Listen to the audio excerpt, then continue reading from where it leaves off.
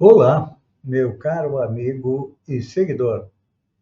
Seja bem-vindo à nossa live diária da Reflexão Matinal, onde eu convido você para irmos em direção ao nosso coração para lá, como jardineiros espirituais, elevar templos às nossas virtudes, fazendo-as crescer, florescer e frutificar, pois são elas que nos alimentam, que nos impulsionam nesta longa jornada em busca da felicidade.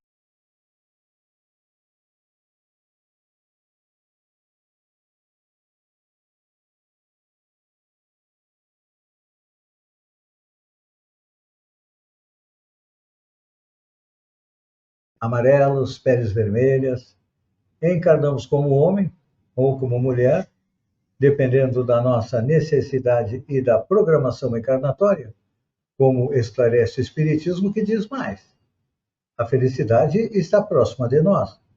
Só que para colocá-la dentro do coração, precisamos arrancar de lá a erva daninha dos vícios e defeitos. Então, neste sábado, dia 4 de abril, vamos colocar mãos à obra? E para nos auxiliar, nada melhor do que uma passagem dos Evangelhos. Hoje é da carta de Tiago, onde ele diz o seguinte: meus irmãos, que aproveita alguém dizer que tem fé e não tiver obras? Porventura a fé pode salvá-lo? É uma pergunta interessante, não é? Vamos repetir, para que a gente fixe bem ela na nossa memória. Tiago diz: meus irmãos, que aproveita alguém dizer que tem fé se não tiver obras? Porventura a fé pode salvá-lo? É, tem muita gente que acredita que só a fé pode nos salvar, mas eu sempre comparo a fé e as obras como alguém que vai atravessar um rio, ele precisa de dois remos, o remo da fé e o remo das obras. Assim o barco vai. Se ele ficar só com o remo da fé, ele anda em volta.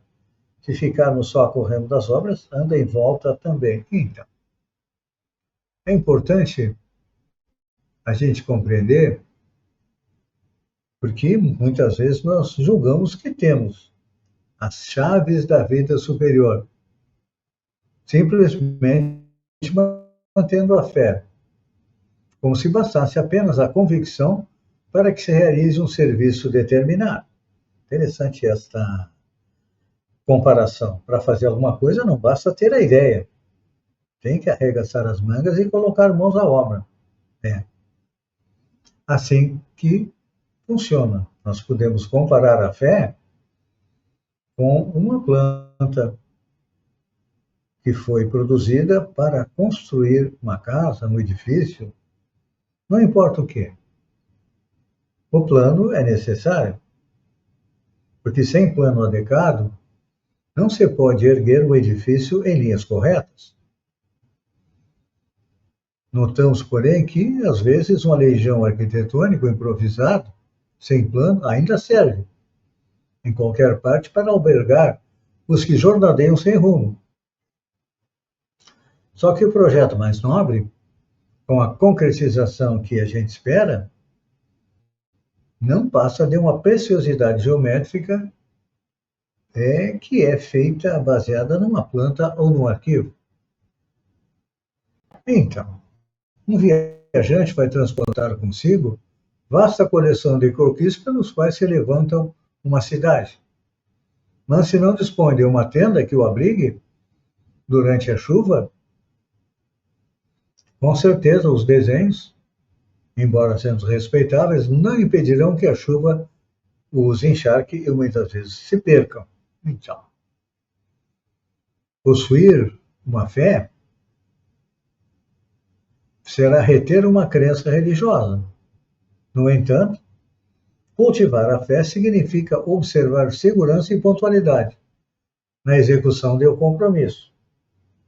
Por exemplo, qual é o compromisso que Jesus nos deixou? É o compromisso de amar. Amar a Deus e amar ao próximo. Ontem foi Sexta-feira Santa,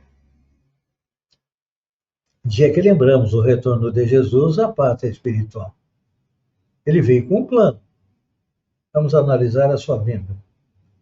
Ele veio com um plano para divulgar a lei de amor. Ele cumpriu esse plano, não cumpriu? Tanto que os poderes da terra o caçaram e o mataram, porque ele era contrário àquilo que todo mundo colocava em prática na época, que era a lei do olho por olho, dente por dente. E olha que ainda hoje tem muita gente sobre o olho por olho, dente por dente, que ainda não compreendeu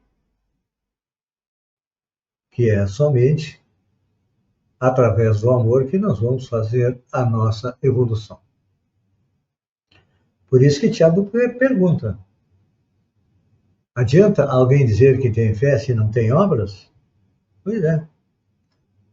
Mas a obra, nós temos falado aqui na construção, obra exterior. Mas nós temos também uma obra interior para fazer, ou seja, a mudança. A nossa mudança de um ser humano que colocava em prática a lei do talião, olho por olho, dente por dente, para aquele que coloca em prática a lei de amor. É difícil, eu sei, eu passo por isso. Muitas vezes eu tenho vontade de esganar alguém. Mas aí eu paro, eu penso, eu digo, olha, não é isso que eu tenho estudado, que eu estou trabalhando, então eu tenho que me dominar. E o mesmo vale também para você que está me acompanhando. Colocar em prática a lei de amor. E olha que Jesus fez isso. Depois de morto, o que ele fez? Ele foi até o local onde ficam os espíritos suicidas, porque Judas, que o havia entregue aos sacerdotes e aos romanos, acreditava que Jesus iria usar seu poder para libertar o povo hebreu do jugo romano. Jesus, num extremo gesto de amor, foi até o local onde estava o discípulo invigilante,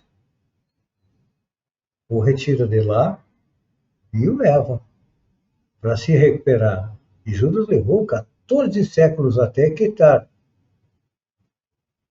o erro que cometeu ao entregar Jesus.